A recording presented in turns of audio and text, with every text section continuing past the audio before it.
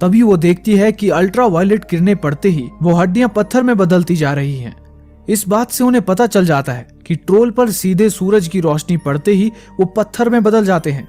और ट्रोल राजा अभी तक जिंदा इसीलिए है क्योंकि वो तो रात में या फिर खराब मौसम में बाहर निकलता है, इसीलिए उस पर अब तक सूरज की सीधी किरणें नहीं पड़ी हैं। वो ट्रोल को रोकने का कोई और तरीका सोचने लगती है। उधर दूसरी तरफ ट्रोल शहर में घुस चुका था और मिलिट्री उसे रोकने के लिए उस पर लगातार हमला कर रही थी, पर उस पर हमले का कोई असर नहीं हो रहा था और वो लगातार आगे बढ़ता ही जा रहा था। उसी वक्त रॉयल पैलेस में ट्रोल को रोकने के लिए नोरा एक प्लान बनाती है। इसीलिए नोरा क्रिस को फोन करके उसे एक खाली मैदान में बहुत सारे अल्ट्रावायलेट लाइट्स का इंतजाम करने को कहती है। क्रिस नोरा का साथ देने के लिए पूरी तरह तैयार था, लेकिन उधर मुख्यालय में ट्रोल को शहर तबाह करता देख रक्षा मंत्री प्रधानमंत्री पर मिसाइल से हमला करने का लगातार दबाव बना रहे थे, जिसके बाद प्रधानमंत्री उन्हें ट्रोल पर मिसाइल से हमला करने की इजाजत दे देती है। आर्मी जनरल मिसाइल लॉन्च करने की तैयारी में लग जाते हैं। वो मिसाइल के कोड को सक्रिय करके उसे फाइटर प्लेन के जरिए ट्रोल की तरफ भेज देते हैं, पर मुख्यालय में काम कर रही सिग्रिड सरकार द्वारा लिए गए इस फैसले के खिलाफ थी, इसीलिए वो रॉयल पैलेस में एंड्रियाज को फोन करके सारी बात बता देती है। तब एंड्रियाज उससे मुख्यालय के सिस्टम को हैक करके जितनी देर हो सके हमले को रोकने के लिए कहती है, पर नोरा अभी भी डरी हुई थी क्योंकि उसे सिग्रिड की काबिलियत पर भरोसा नहीं था। एंड्रियाज उसे बताता है कि सिग्रिड एक ऐसी हैकर है जिसे पता ही नहीं कि हारना किसे कहते हैं। एंड्रियाज नोरा को यकीन दिलाता है कि सिग्रिड न कभी हारी है और न आज हारेगी। इसके बाद नोरा और एंड्रियाज अपनी गाड़ी के पीछे कपड़े से ढकी एक बड़ी सी चीज बांधकर शहर में घुस चुके ट्रोल की तरफ बढ़ते हैं। लेकिन नोरा के सामने अभी एक और बड़ी मुसीबत थी, क्योंकि उधर फाइटर प्लेन ट्रोल पर निशाना साध चुका था और ट्रोल के साथ पूरे ओस्लो शहर को उड़ाने वाला था। सिग्रिड किसी तरह उसे हैक करने की कोशिश कर रही थी, लेकिन वो बार बार नाकाम हो जा रही थी। इतने में फाइटर प्लेन का पायलट हमले का बटन दबाता है। उसी वक्त सबकी धड़कनें थम सी जाती हैं, लेकिन तभी प्लेन का सिस्टम फेल हो जाता है और मिसाइल लॉन्च ही नहीं होता। सिग्रिड सिस्टम को हैक करने में कामयाब हो गई थी। ये देखकर कि हवाई हमला रुक गया है, नोरा और एंड्रियाज की जान में जान आ जाती है। फिर नोरा और एंड्रियाज अपनी गाड़ी लेकर ट्रोल के पास पहुंच जाते हैं और गाड़ी पर बंधी उस बड़ी सी चीज से पर्दा हटा देते हैं। वो बड़ी सी चीज दरअसल ट्रोल राजा के बच्चे की खोपड़ी थी।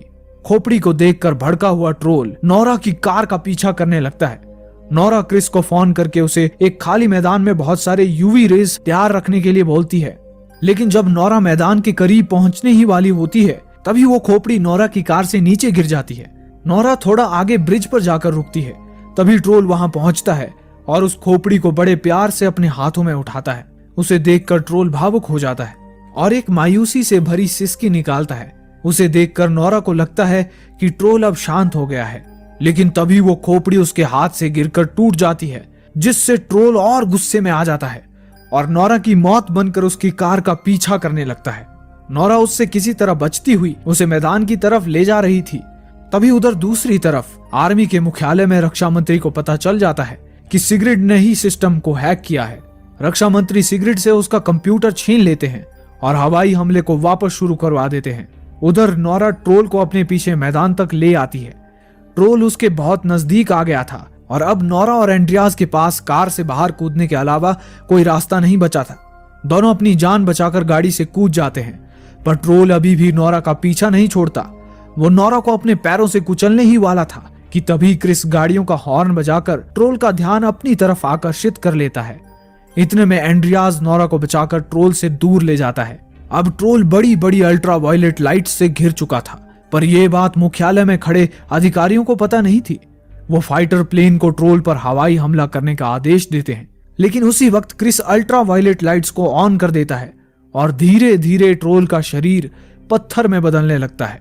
ऊपर आसमान से फाइटर प्लेन भी हमला करने ही वाला था कि तभी पायलट को ट्रोल के आसपास कुछ लोगों के होने के संकेत मिलते हैं, जिसकी सूचना वो आर्मी जनरल को देता है। आर्मी जनरल तुरंत मिशन को अबॉर्ट करने का आदेश देते हैं, लेकिन रक्षा मंत्री अभी भी ट्रोल पर हमला करने के लिए ऑफिसर्स पर लगातार दबाव बना रहे थे। तभी सिग्रिड का गुस्सा सुलग उठता है और वो रक्षा मंत्री को एक घूंसा मारकर चित कर देती है, जिससे मिशन अबॉर्ट हो जाता है और फाइटर प्लेन को वापस बुला लिया जाता है। आर्मी जनरल भी सिग्रिड की इस बहादुरी की एक मुस्कान के साथ सराहना करते हैं। उधर दूसरी तरफ क्रिस और उसकी टीम अपनी जीत का जश्न मना रहे थे। तभी नोरा की नजर पत्थर में बदलते ट्रोल पर पड़ती है। ट्रोल का तड़पना उससे देखा नहीं जाता। आखिर ये सब जो हो रहा था, भला उसमें इस ट्रोल की क्या गलती थी? नोरा लाइट्स बंद कर देती है। उसके बाद नोरा ट्रोल के करीब जाकर उसे पहाड़ियों में वापस लौटने को कहती है, लेकिन ट्रोल नोरा की बात समझ पाता इससे पहले ही सुबह हो जाती है और सूरज की सीधी किरणें ट्रोल पर पड़ने लगती है, जिससे ट्रोल का शरीर बड़ी तेजी से पत्थर में बदलने लगता है। ट्रोल एक आखिरी दर्द भरी आवाज निकालता है और हमेशा के लिए बड़े से पहाड़ में बदल जाता है। कुछ समय बाद प्रधानमंत्री भी उस जगह पर पहुंच जाती है और नोरा की बहादुरी के लिए उसे बधाई देती है। उसके बाद एंड्रियास भी प्रधानमंत्री से कहता है कि अब वो उनकी नौकरी छोड़ रहा है क्योंकि उसे एक लेखक बनना है। फिर नोरा और एंड्रियास एक नए सफर पर निकल जाते हैं। वहीं से थोड़ी दूर डोबरा पहाड़ियों में तबाह हो चुकी उस सुरंग में पत्थरों के ढेर में अचानक हलचल होने लगती है और एक गुर्राने की